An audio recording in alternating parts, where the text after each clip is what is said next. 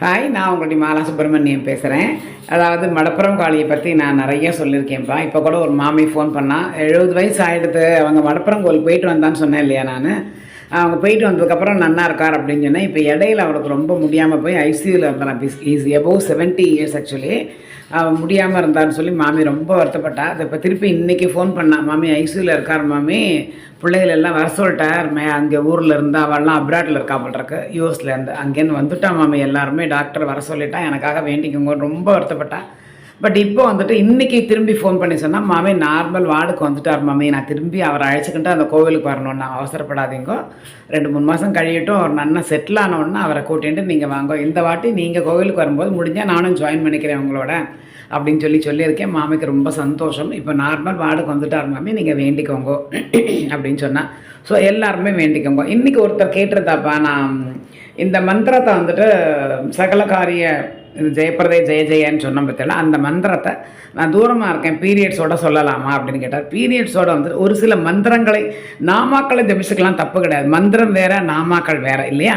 இப்போது பகவான் நாம வந்துட்டு என்னதான் நமக்கு இஷ்ட தெய்வம் என்ன உண்டோ அந்த நாமாக்களை ஜபிச்சுக்கலாம். பட் மந்திரம்னு வரும்போது அதுக்கு பவர் ஜாஸ்தி இல்லையா. ஸோ மந்திரங்களை நம்ம தூரத்தோட பீரியட்ஸோட ஜபிக்க பாங்கில்லை. ஸோ அதை மட்டும் கொஞ்சம் மைண்டில் வச்சுக்கோங்க. ஒன்று. ரெண்டாவது, ஒரு சில சுவாமிகள் எல்லாம் உனக்கு பிரச்சனை கிடையாதுப்பா, நம்ம அம்மன், வாராகி அண்டு மகாகாளி அது எல்லாமே நம்ம நன்னா ஜபிச்சுக்கலாம். அந்த சித்தர் வழி, அந்த சித்தர் வழிபாடுகள் பண்ணுறது ஒன்று. ரெண்டாவது, இந்த ஐயப்பன் இல்லையா, அவளுக்கு வந்துட்டு ரொம்ப இது ஜாஸ்தி. உங்களுக்கு அவளுக்கெல்லாம் அந்த பிரம்மச்சரியம் இந்த தெய்வம் சொல்லுவா பார்த்தீங்களா, அவளுக்கெல்லாம் அந்த இது சக்தி ரொம்ப ஜாஸ்தி.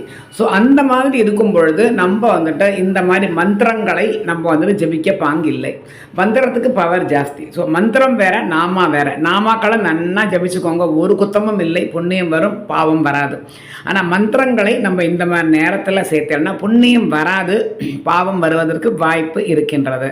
ஸோ நம்ம அதை சொல்ல வேண்டாம். எஸ்பெஷலி இந்த நரசிங்க பெருமாள் அவருடையது, ஐயப்பன் அவரோடது, அதுக்கப்புறம் இந்த மாதிரி முருகப்பெருமான் மந்திரங்கள், இந்த மாதிரி ஒரு சில தெய்வங்களுடைய இதெல்லாம் நம்ம சொல்ல வேண்டாம். அதை வந்துட்டு நமக்கு தெரிஞ்சுக்கிட்டே நம்ம எதுக்கு நம்ம பாவம் பண்ணணும் அப்படிங்கிற மாதிரி தான், வேறு ஒன்றுமே கிடையாது.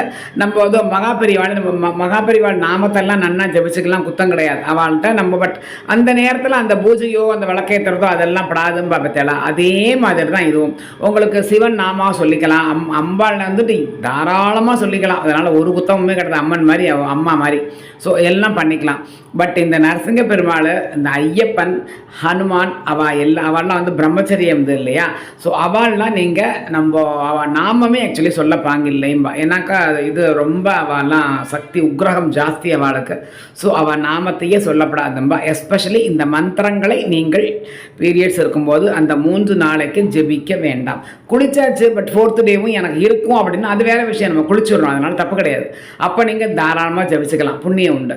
பட் மற்ற நேரங்களில் இந்த மாதிரி இருக்கும் பொழுது அந்த 3 நாட்களுக்கு குளிக்காமல் நம்ம வந்துட்டு அந்த மாதிரி மந்திரங்களை சொல்ல வேண்டாம். சொன்னாலும் நம்ம புண்ணியம் கிடைக்காதுப்பா. புண்ணியம் இல்லாமல் எதுக்கும் சொல்லணும், நம்ம வேஸ்ட் இல்லையா.